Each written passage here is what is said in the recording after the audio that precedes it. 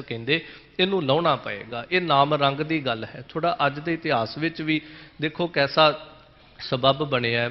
ਅੱਜ ਦੁਨੀਆ ਨੇ ਰੰਗਾਂ ਦੇ ਨਾਲ ਖੇਡਣਾ ਹੈ, ਪਰ ਹਜੂਰ ਪਾਤਸ਼ਾਹ 'ਚ ਦੱਸਦੇ ਨੇ ਭਲਿਓ ਇਹ ਰੰਗ ਤੇ ਹੁਣ ਤੁਸੀਂ ਲਾਉਣੇ ਨੇ ਤੇ ਸ਼ਾਮ ਨੂੰ ਤੁਹਾਡੇ ਸਰੀਰਾਂ ਤੋਂ ਲੈ ਜਾਣੇ ਨੇ। ਬਹੁਤਾ ਕੋਈ ਪੱਕਾ ਰੰਗ ਹੋਵੇਗਾ ਤੇ 1-2 ਦਿਨਾਂ ਬਾਅਦ ਲੈ ਜਾਏਗਾ। ਪਰ ਮੈਂ ਤੁਹਾਨੂੰ ਇੱਕ ਰੰਗ ਦੇਣਾ, ਜਿਹੜਾ ਰੰਗ ਦੇਗਾਂ ਦੇ ਵਿੱਚ ਉਬਲ ਕੇ ਵੀ ਨਹੀਂ ਲਵੇਗਾ, ਜਿਹੜਾ ਰੰਗ ਚਰਖੜੀਆਂ ਤੇ ਚੜ੍ਹ ਕੇ ਵੀ ਨਹੀਂ ਲਵੇਗਾ, ਜਿਹੜਾ ਰੰਗ ਇੰਜ ਕਹਿ ਲਓ ਕਿ ਅੱਗ ਦੇ ਵਿੱਚ ਸੜ ਕੇ ਵੀ ਨਹੀਂ ਲਏਗਾ, ਜਿਹਨੂੰ ਫਿਰ ਬਾਣੀ ਕਹਿੰਦੀ ਰਾਮ ਰੰਗ ਕਦੇ ਉੱਤਰ ਨਾ ਜਾਏ। ਮੈਂ ਤੁਹਾਨੂੰ ਉਹ ਰੰਗ ਦਿੰਦਾ ਹਾਂ। ਦੇਖੋ ਹੋਲੀ ਦਾ ਤਿਉਹਾਰ ਜਿਹੜਾ, ਵੈਸੇ ਤੇ ਇਸ ਹਿੰਦੁਸਤਾਨ ਦੇ ਅੰਦਰ ਬੜੇ ਤਿਉਹਾਰ ਨੇ, ਹਰ ਤਿਉਹਾਰ ਨੂੰ ਅਸੀਂ ਦੇਖਦੇ ਹਾਂ। ਜਿੰਨੇ ਵੀ ਤਿਉਹਾਰ ਨੇ, ਕੋਈ ਮੌਸਮ ਨਾਲ ਜੁੜਿਆ ਹੁੰਦਾ ਹੈ, ਕੋਈ ਵਰਨ ਵੰਡ ਨਾਲ ਜੁੜਿਆ ਹੁੰਦਾ ਹੈ, ਕੋਈ ਕਿਸੇ ਇਤਿਹਾਸਕ ਘਟਨਾ ਨਾਲ, ਕੋਈ ਕਿਸੇ ਮਿਥਿਹਾਸਕ ਘਟਨਾ ਨਾਲ ਜੁੜਿਆ ਹੁੰਦਾ ਹੈ। ਪਰ ਇਹਦੀ ਇੱਕ ਵਿਲੱਖਣਤਾ ਇਹ ਹੈ ਵੀ ਇਹ ਸਾਰੀਆਂ ਹੀ ਘਟਨਾਵਾਂ ਨਾਲ ਜੁੜਿਆ ਹੈ। ਜਦੋਂ ਅਸੀਂ ਇਹ ਦੇਖਾਂਗੇ ਵੀ ਮੌਸਮ ਦੇ ਹਿਸਾਬ ਨਾਲ ਤਾਂ ਬੜੇ ਤਿਉਹਾਰ ਆਉਂਦੇ ਨੇ, ਪਰ ਇਹ ਮੌਸਮੀ ਤਿਉਹਾਰ ਵੀ ਹੈ ਕਿਉਂਕਿ ਬਸੰਤ ਰੁੱਤ ਦੇ ਵਿੱਚ ਆਉਂਦਾ ਹੈ। ਅੱਜ ਤੋਂ ਜਿਵੇਂ ਹੋਲੇ ਮਹੱਲੇ ਤੱਕ ਰਾਗੀ ਸਿੰਘ ਬਸੰਤ ਕੀ ਵਾਰ ਪੜ੍ਹਦੇ ਨੇ, ਪਰ ਬਸੰਤ ਰੁੱਤ ਦੇ ਵਿੱਚ ਹੈ, ਇਸ ਕਰਕੇ ਇਹ ਮੌਸਮੀ ਵੀ ਹੈ। ਪਰ ਇੱਕ ਗੱਲ ਯਾਦ ਰੱਖੀਏ, ਬਸੰਤ ਦੇ ਭਾਵ ਅੰਦਰ ਬਸੰਤ ਇੱਕ ਖੇੜੇ ਦੀ ਰੁੱਤ ਹੈ। ਬਸੰਤ ਦੇ ਵਿੱਚ ਖੇੜਾ ਆਉਂਦਾ, ਖੁਸ਼ੀਆਂ, ਹਰਿਆਵਲ ਸਭ ਕੁਝ ਮਿਲਦਾ। ਤਾਂ ਸਾਹਿਬ ਕਹਿੰਦੇ ਇਹ ਤਾਂ ਗੱਲ ਕਦੀ ਸੋਚ ਕੇ ਵੇਖ ਵੀ ਬਸੰਤ ਦੀ ਰੁੱਤ ਹੋਵੇ ਤੇ ਹੋਲੀ ਦਾ ਤਿਉਹਾਰ ਤੂੰ ਮਨਾਉਂਦਾ ਹੋਵੇਂ, ਪਰ ਤੇਰੇ ਅੰਦਰ ਰੰਗ ਆਇਆ ਹੀ ਨਹੀਂ, ਤੇਰੇ ਜੀਵਨ ਵਿੱਚ ਖੇੜਾ ਆਇਆ ਹੀ ਨਹੀਂ।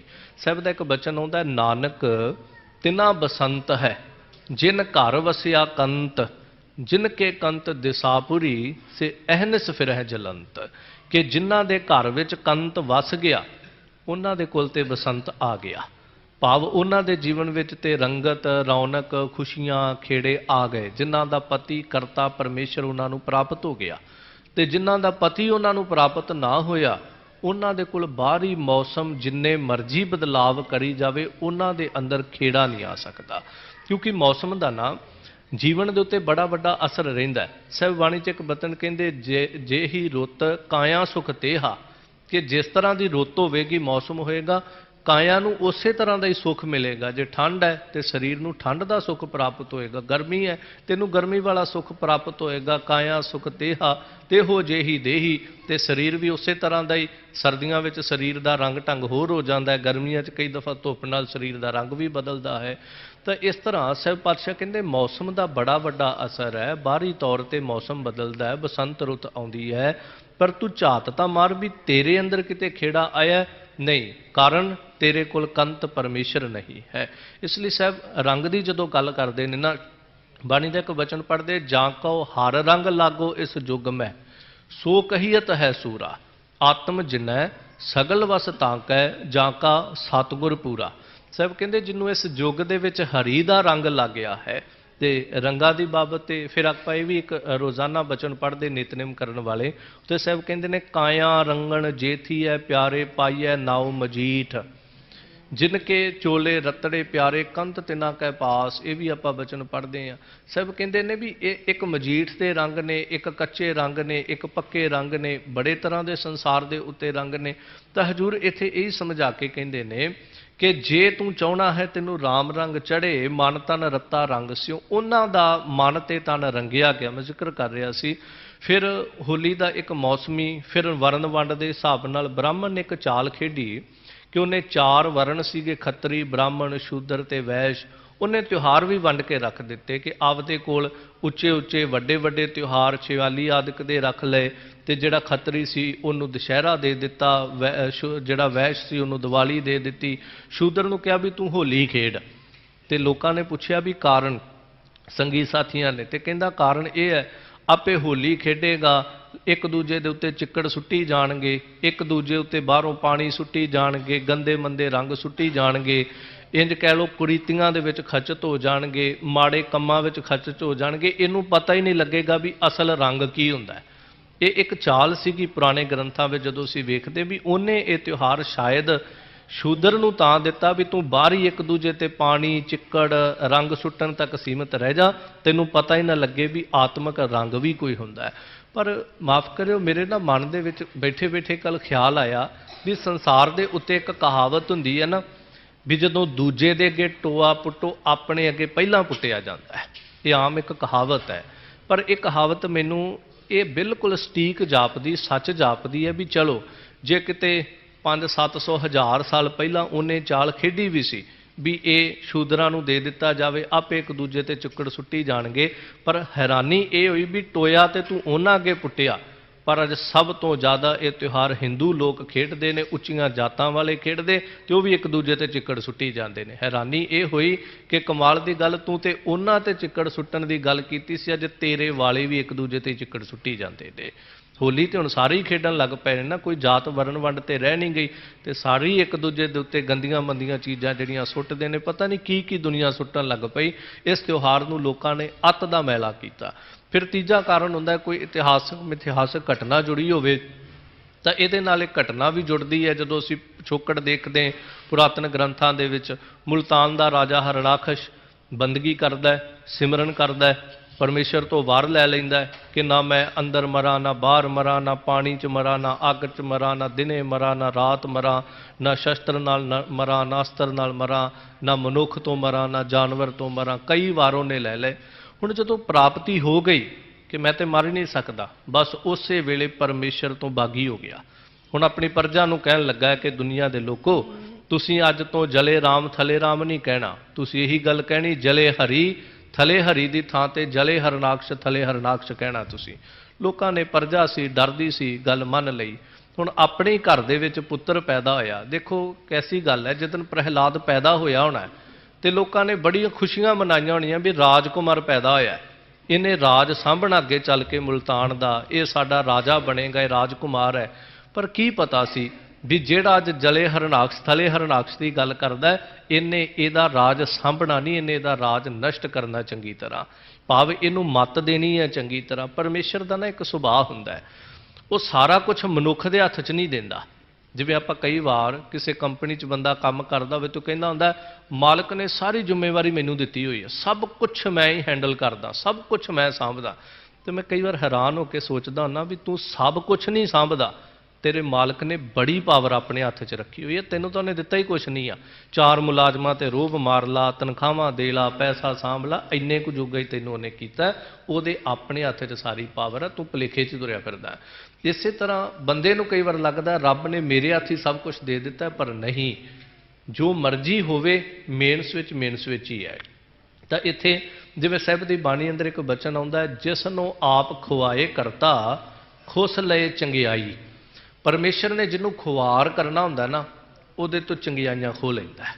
ਜਿਵੇਂ ਆਪਾਂ ਕਈ ਵਾਰ ਕਹਿੰਦੇ ਫਲਾਣਾ ਜੀ ਇੰਜ ਕਰਦਾ, ਫਲਾਣਾ ਤੇ ਨਸ਼ੇ ਵੇਚਦਾ ਹੈ, ਫਲਾਣਾ ਆਹ ਮਾੜੇ ਕੰਮ ਕਰਦਾ ਹੈ, ਸ਼ਰਾਬਾਂ ਪੀਂਦਾ, ਜੂਆ ਖੇਡਦਾ, ਆਹ ਕਰਦਾ, ਉਹ ਕਰਦਾ, ਬੜਾ ਕੁਛ ਹੈ।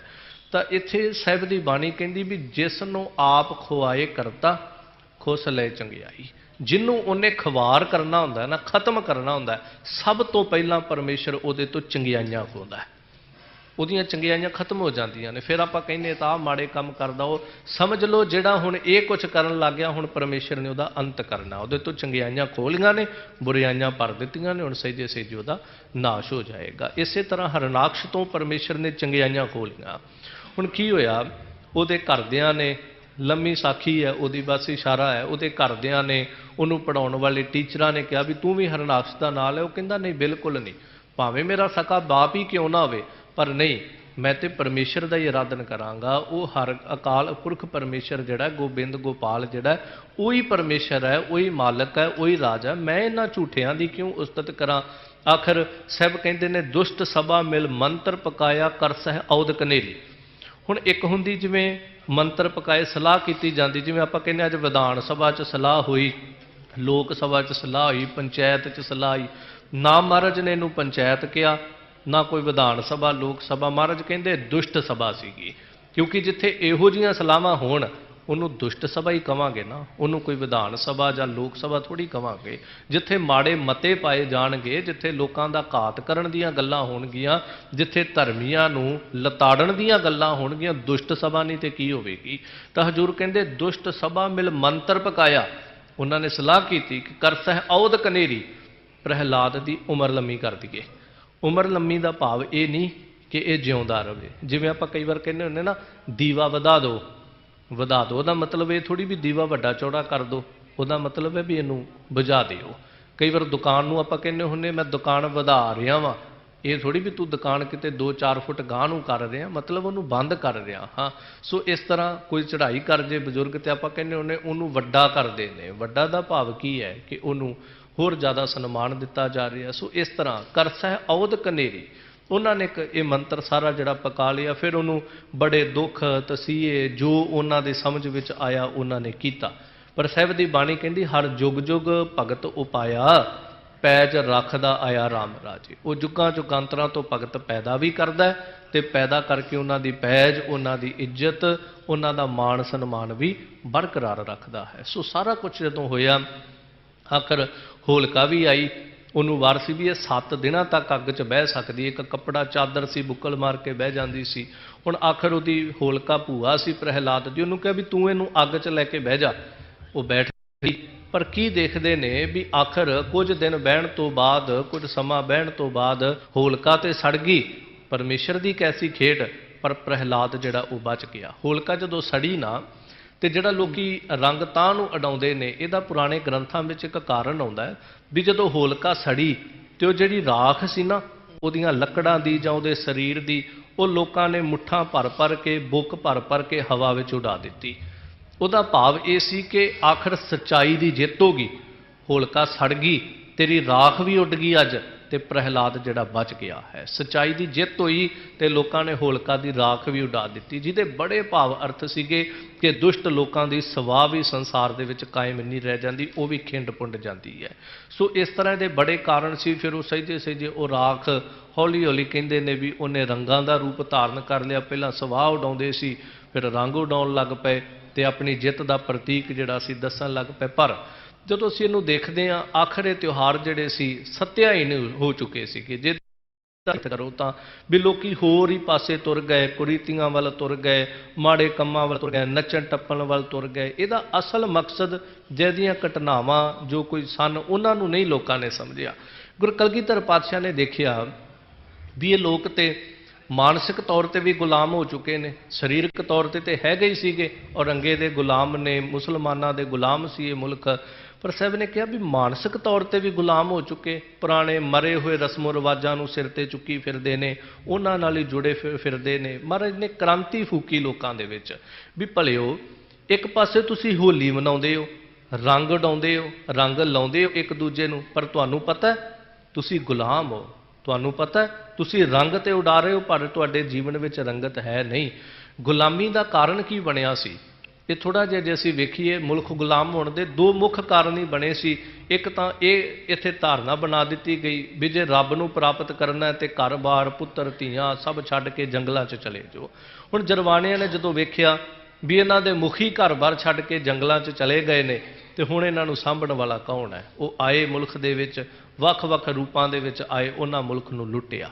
ਦੂਜਾ ਫਿਰ ਗੁਲਾਮੀ ਦਾ ਕਾਰਨ ਇਹ ਸੀ ਇਸ ਮੁਲਕ ਦਾ ਕਿ ਪੁਰਾਣੇ ਲੋਕਾਂ ਨੇ ਆਪਣੇ ਆਪ ਨੂੰ ਸਾਧੂ ਮਹਾਤਮਾ ਕਹਿਣ ਵਾਲੇ ਪੈਗੰਬਰਾਂ ਨੇ ਇਹ ਕਹਿ ਦਿੱਤਾ ਕਿ ਅਹਿੰਸਾ ਪਰਮੋ ਧਰਮਾ, ਕਿ ਅਹਿੰਸਾ ਹੀ ਸਭ ਤੋਂ ਉੱਚਾ ਧਰਮ ਹੈ। ਇਹ 2 ਕਾਰਨ ਸੀ ਜਿਨ੍ਹਾਂ ਨੇ ਇਸ ਮੁਲਕ ਨੂੰ ਗੁਲਾਮ ਬਣਾ ਕੇ ਰੱਖ ਦਿੱਤਾ।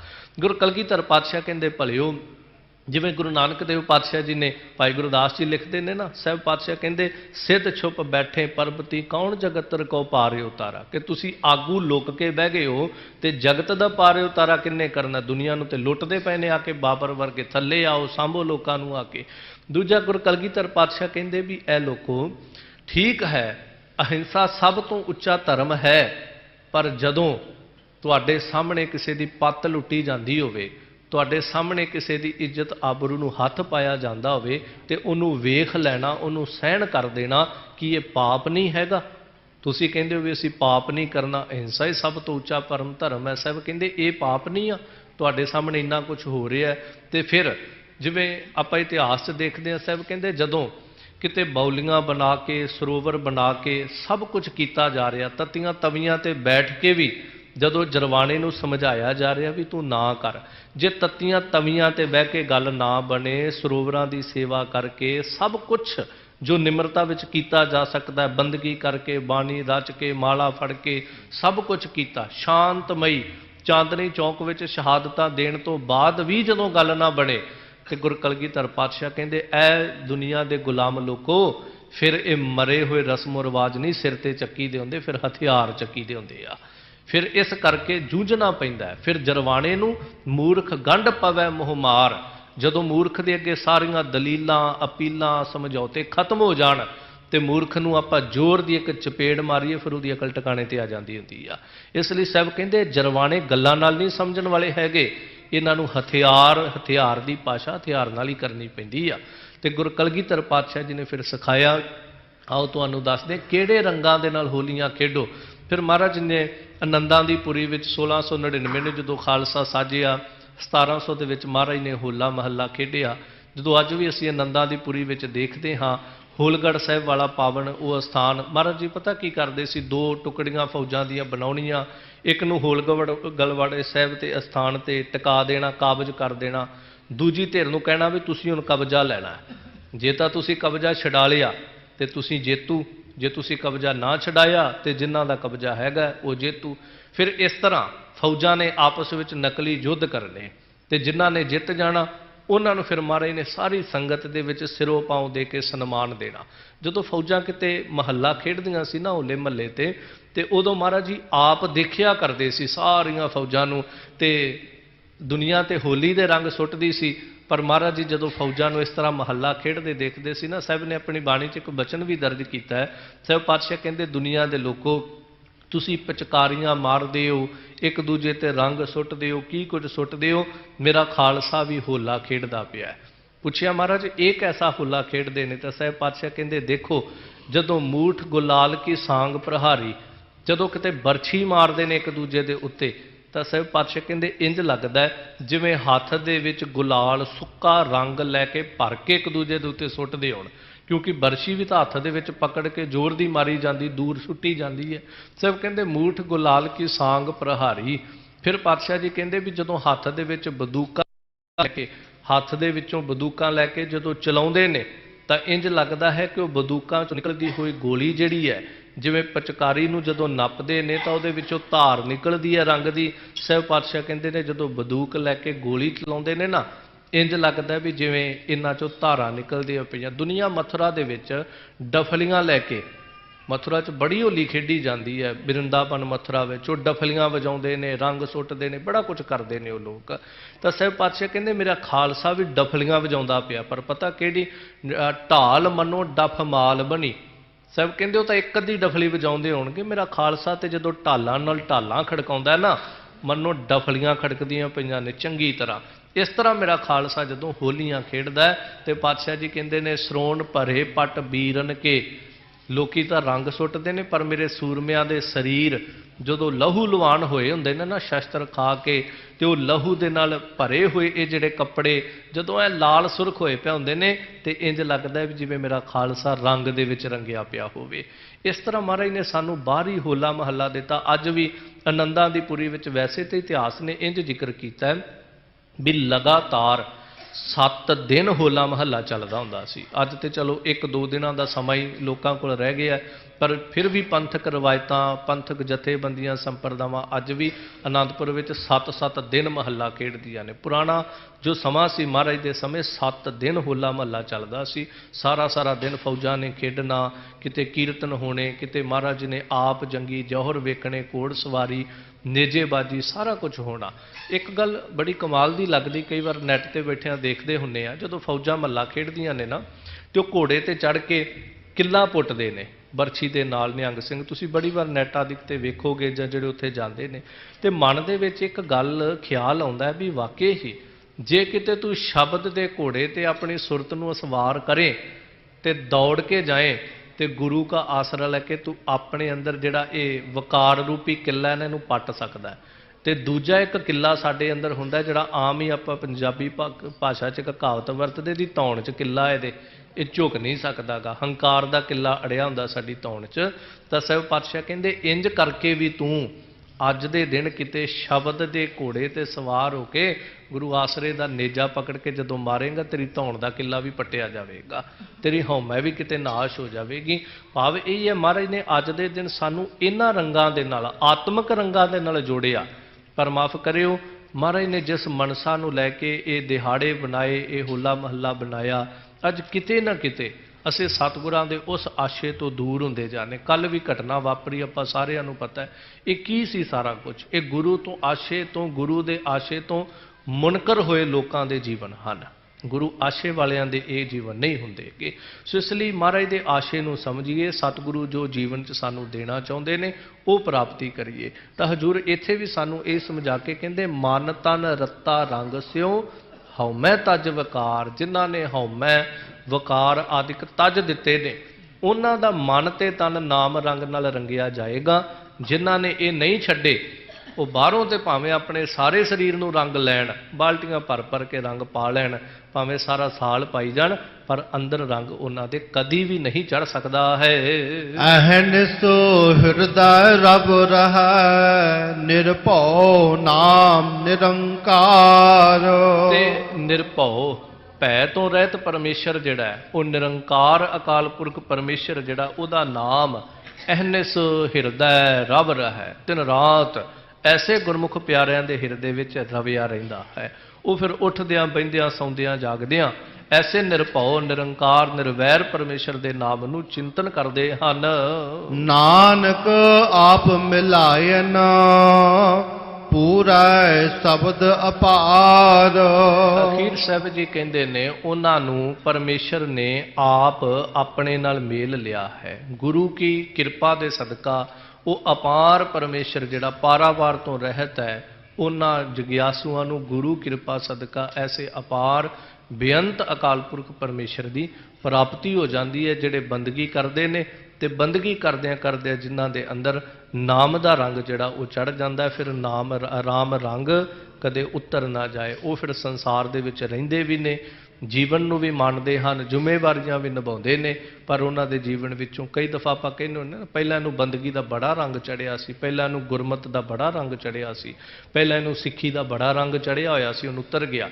ਤੇ ਮੈਂ ਕਈ ਦਫਾ ਹੀ ਕਹਿ ਦਿੰਦਾ ਹੁਣ ਆਪਣੇ ਸੁਭਾਅ ਨਾਲ ਕਿ ਗੁਰਮੁਖੋ, ਇਹਨੂੰ ਰੰਗ ਸੀਗਾ, ਆਪਾਂ ਭੁਲੇਖੇ ਦੇ ਵਿੱਚ ਸੀ। ਆਪਾਂ ਕਹਿੰਦੇ ਇਹਨੂੰ ਪਹਿਲਾਂ ਬੜਾ ਸਿੱਖੀ ਦਾ ਰੰਗ ਚੜ੍ਹਿਆ ਸੀ, ਹੁਣ ਨਹੀਂ ਹੈਗਾ।